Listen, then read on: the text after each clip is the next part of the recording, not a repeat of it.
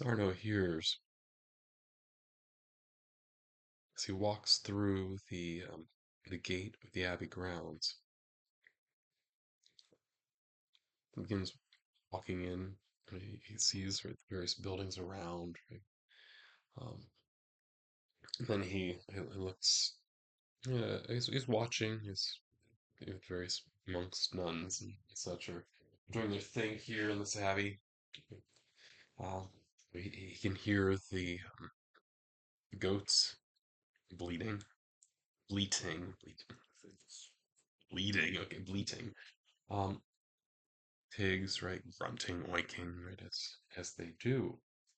You can see a number of buildings around as various inhabitants that are going about their lives.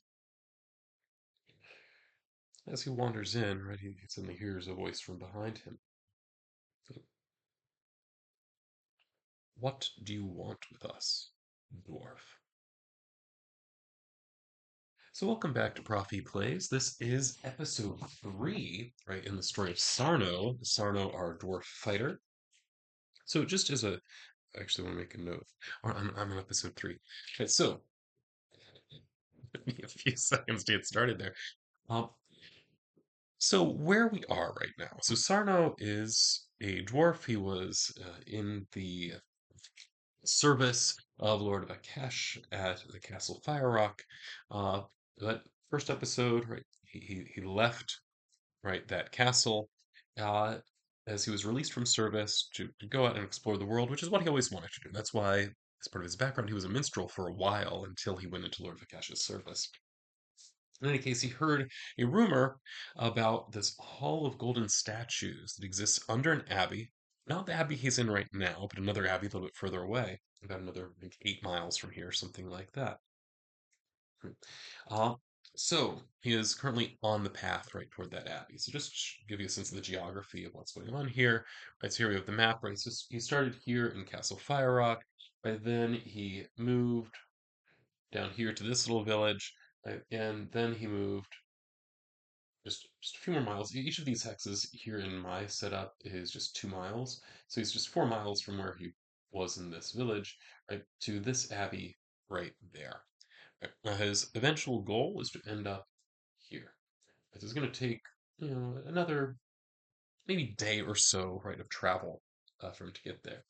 So he did spend the morning, right, traveling here to this abbey, where he met a, let's just say, less than friendly greeting. Now, the roll that I did at the beginning, that's our reaction roll, which would add charisma 2, right? So he ended up with a total of 3, which definitely is hostile. The problem is that we are in an abbey. So what does hostile look like? I think hostile looks like just not being very friendly to him being there. Now, now here's the problem, right, that Sarno faces. And that is that he's, in terms of his skills, he's aware that he's not a very good tracker in terms of like leading the way across the wilderness, leading the way according to Shadows of the Wild. Right, there we go. This is the overland travel system that I have linked. Right. So he's aware of this. He's also aware that he's not really very well prepared to, say, make camp, right, for a night. That he would be perhaps in danger because he's traveling by himself. It's a change that I decided to make in this particular um, round, right, of playing Shadow Dark. So he is very much trying, having a sense of what the layout of the land is like, right? If he's going to overnight, he wants to overnight somewhere safe, right? So that is where last time, right, he went to the village.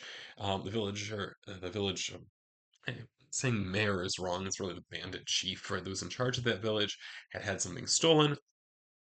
It's a great irony in that, right? So I said, fine, you want to stay here?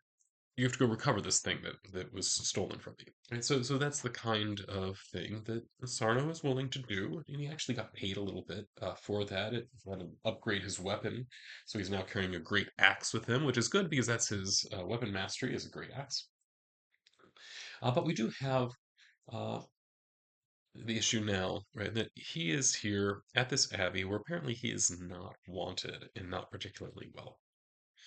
So the question is whether he is going to be able to convince them to take him in, or whether he wants to continue on his way.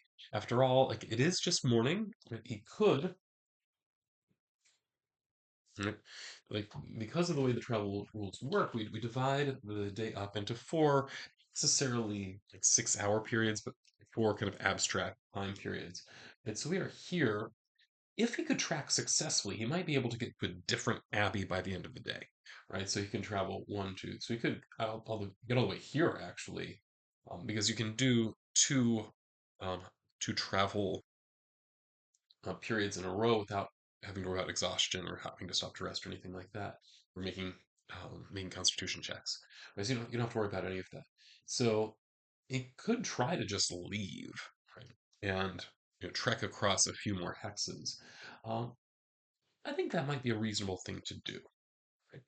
Right. So, and I'm imagining here because I don't like to act out like line by line what the scene is going to be because I'm not that good at voices. But I think it's very clear in this conversation that Sarno has, right, with who eventually does reveal her name of uh, Mother Nura, who is the abbess here at this particular abbey. As the conversation goes on, and she's very terse with him, I'm going to say. Even though that's not her normal demeanor, but nonetheless, there's something about him that is, I don't know, is striking her wrong. Um, so she's not a friendly presence. So the question is, right, whether there's any possibility of him being able to stay here right, overnight.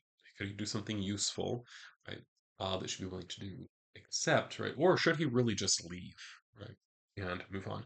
I really don't know what's going to happen here.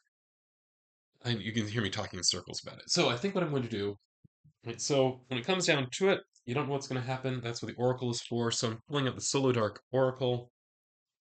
I'm going to roll my d20. Right, if it is 11, and I'm going to make this a 50-50 thing. So that if it's 11 or higher, then that's a yes. If it is a 1 through 9, that's a no. If it's 10, it's a twist. We'll roll to see what that twist looks like. So let's see. So does he decide to say, is there anything that I could do here? So just does he make this offer? I honestly, I don't know. 'Cause and like by his personality, he tries to be kind of charming and the like, but here he was met with a very angry abbess. This might not be worth dealing with if he doesn't have to. Right. So what is he gonna do? Oh, one. One. So apparently no, he is not going to try to convince her that he could offer something useful. I think that instead, right, again, he's by personality a lover more than a fighter. Right. So he is very apologetic. Right? And I think he leaves. He does actually leave. Okay. Right. So we're then traveling again. So pulling out Shadows of the Wild. What is he doing? He's trying to travel. We're going to try to get as far as we can, right? So we are here right now. We can travel 1, 2, 3. We can travel this distance, right? Assuming that he actually does make his travel roll well. This is a DC 12, but it is an intelligence roll. And remember, his intelligence is really bad. However, as we've done in the past, because he was a wandering minstrel, he does have some sense of how to travel. So I do give him an advantage on this roll. Right, so here we go. Rolling with advantage, but at a -2. Hey, for somebody who should be awful at this, I don't think that he has failed a travel roll yet. Right? I think he managed to stick with it. So hey, good job. All right, so he does manage to travel. One thing that I forgot to do last time, though, I forgot to check for random encounters. So the area that he's in now, so we need to figure out, is this area relatively safe, unsafe, what? So he's traveling 1, 2, 3, I'm going to say. So it's a fairly safe path, it looks like. I mean, he's traveling past a landmark. We don't know much about that landmark. I'm not worried about it. And then he's traveling past one abbey. This is like Abbey Central, is where he is right now. Right, so he's trying to get to this abbey here.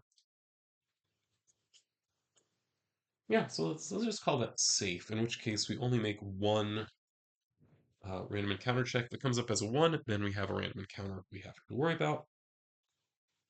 It does not come up as a 1, so we don't have to worry about a random encounter. Cool. So he makes it all the way to this other abbey, which is in cell C5 right there. That's good. Put the number on it so that I know. Now, do I know anything about this Abbey? If the answer is yes, then we'll try to deal with it. If the answer is no, then it's going to be, oh, good news. I do actually have this labby, this labby, this Abbey detail. Um, so this one is also called Clearwater Abbey. It's a very common name for abbeys, it turns out. Um, yeah, so this is the problem when you roll on a right. So I have right here. This is a segment of the sandbox generator. It includes uh, how you make abbeys, and there's a table right that you roll on right for the abbey's name, and the abbey name. Um, yeah, it's a D10 table is what you start with, and there's some additional tables you might roll on. So you might there are a number of possibilities, but there's it's a D10 table you start with. Um, so it's a 1 in 10 chance that you're going to be called Clearwater Abbey, and apparently rolled that multiple times. That's what it is. Okay. In any case, we get to this new Abbey. So I'm wondering, is this Abbess? Because I have rolled her up before, right? She is in fact an Abbess, and what we have here.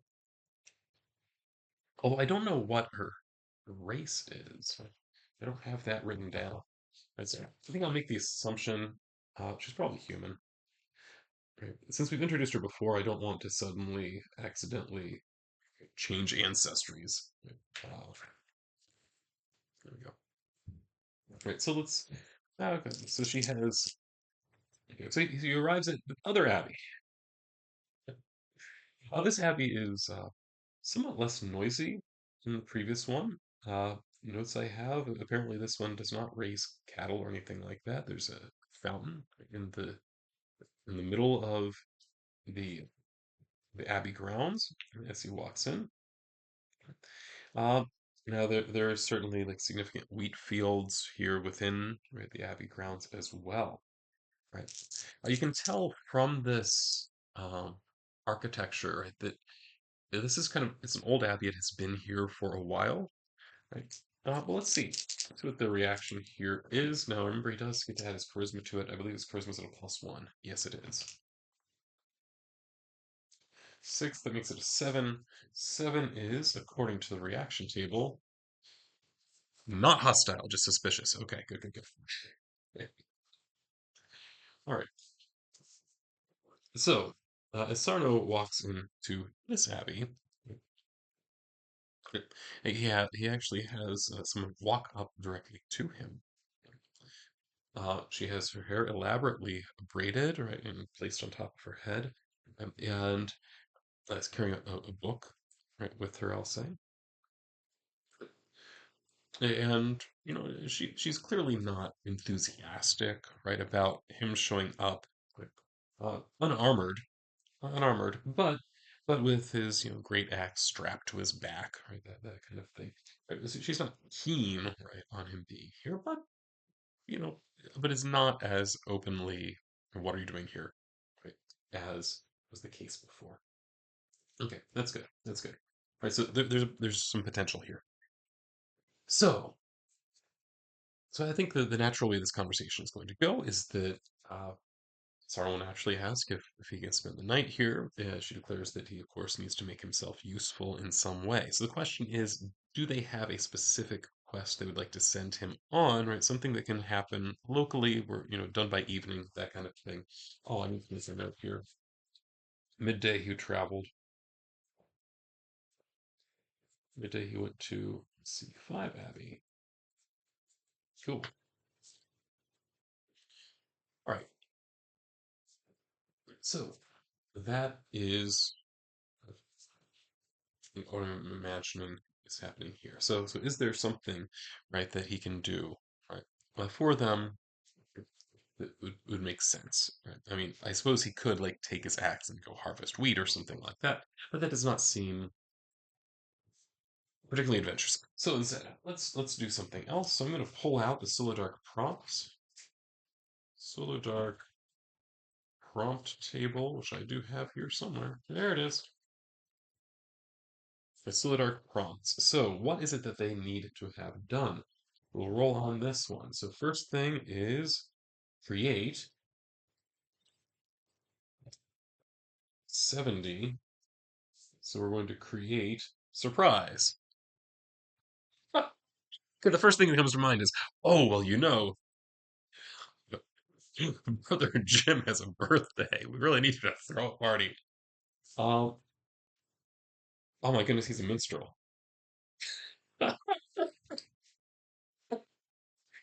We'll do it. We'll do it. Okay. Sure. Sure. Why not? Because you know what? It's okay if it's a short episode. So that is in fact what happens, right? That um the what is it, the abbess, right, has to right, uh, says, well actually one of our monks here, right, Brother Jim, it is in fact, right, his birthday, and we would like to throw a celebration for the brother. He's been here a very long time. Let's say he's one of the oldest residents right here.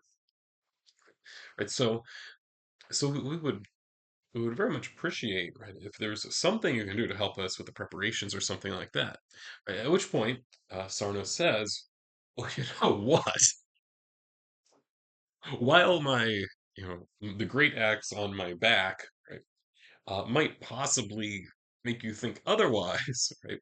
That was not the only thing that I would carry when I first started traveling. Right? I am in fact a minstrel, or was right at one point in time. Right, so I can share right the songs the songs of my people or what have you. Okay, all right. So he's on board, right, and I assume like there's some physical work as well that he's gonna do. He's reasonably strong. I don't think there's any need to roll for that or anything like that. Sometimes when you're playing according to random rolls, you end up singing songs at birthday parties. I mean, this happens. Okay.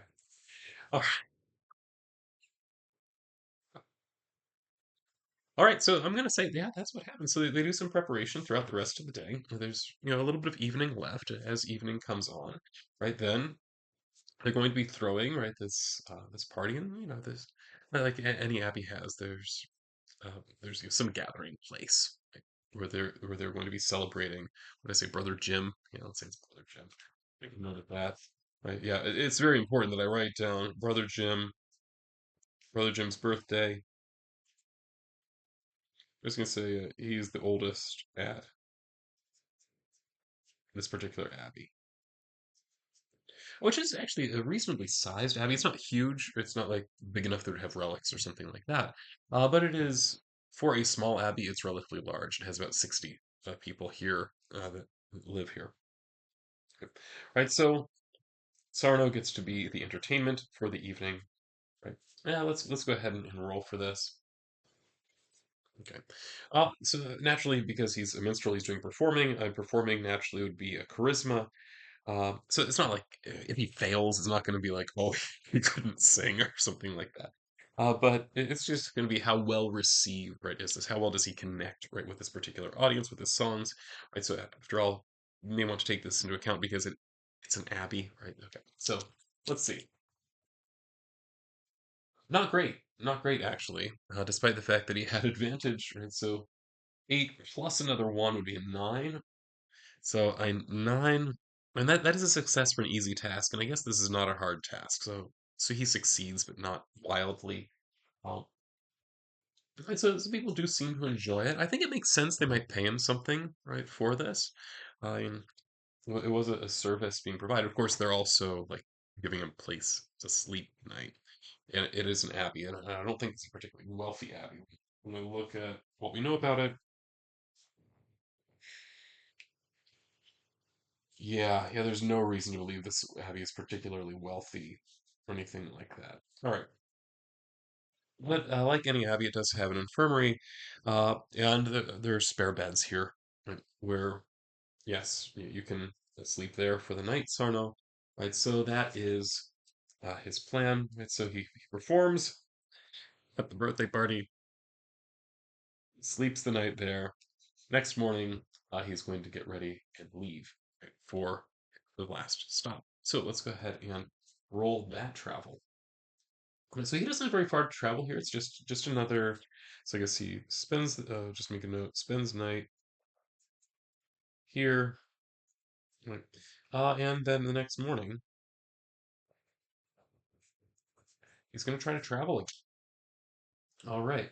And this one again, it's not very far. He's just going 2 miles or so, right here in Abbey Central, right, going through the forest. Let's see what happens. Does he make it? Remember, it has to be. He's at a -2. Gets advantage. It has to go to 12.